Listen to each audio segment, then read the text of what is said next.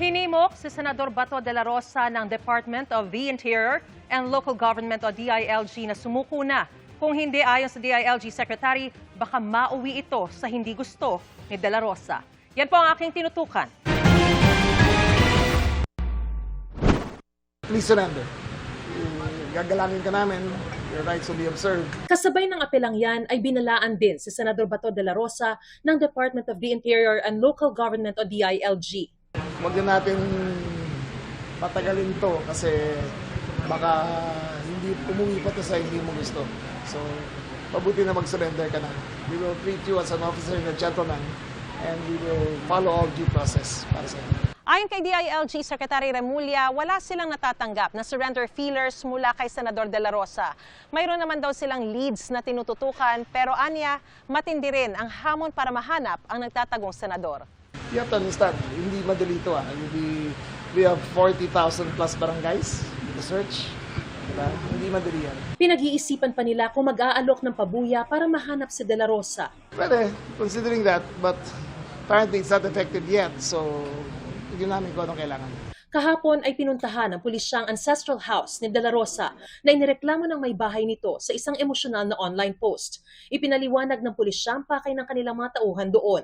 Titignan natin lahat ng mga whereabouts, known address, as well as the usual na pinupuntahan niya.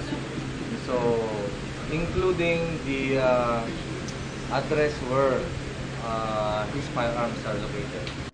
Pinasusuko rin ng pulisya ang mga armas ni de la Rosa matapos bawiin ang mga rehistro at ang lisensya niya para magmay-ari ng armas. Pero giit ng DILG, wala kaming ginagawang tokhang, we do not violate any rules, we do not aggressively go in. walang binanggit ang DILG Secretary kung meron pang ibang senador na tinitignang tumulong kay de la Rosa matapos sabihin ng CIDG na well-planned at well-coordinated ang umano'y pagtakas. Pero may tanong ang kalihim kaugnay ng gulo sa Senado ilang oras bago umalis doon si de la Rosa.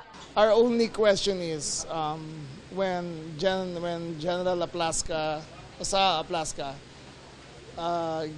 gave the order and said we will arrest someone. The question is now who ordered the arrest? Because the OSA does not act on his own. Diba? The Senate President perhaps? Maybe. For those who he answers to, so we will ask him kung sino nagbigay ng order sa kanya. They know the consequences, especially it's cuddling and helping a person with warrant of arrest. Tinanong din sa Secretary Remulla kung iniimbestigahan ang mga mista na posibleng nagkakanlong kay Senador de la Rosa, lalo't ang pag-awit niya noon ng PMAHIM sa aking panayam sa kanya ay SOS o paghingi daw ng tulong sa kanila ayon sa ilang source.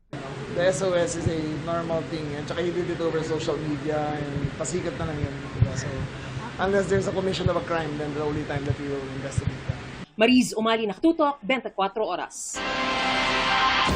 Pinag-aaralan naman ng NBI ang pagpapadala ng subpoena sa asawa ni Senador Ronald Bato de la Rosa na si Nancy de la Rosa. Kasama rin ang iba pang mga personalidad na huling nakasama o na-contact ng senador na hanggang ngayon ay pinaghahanap pa.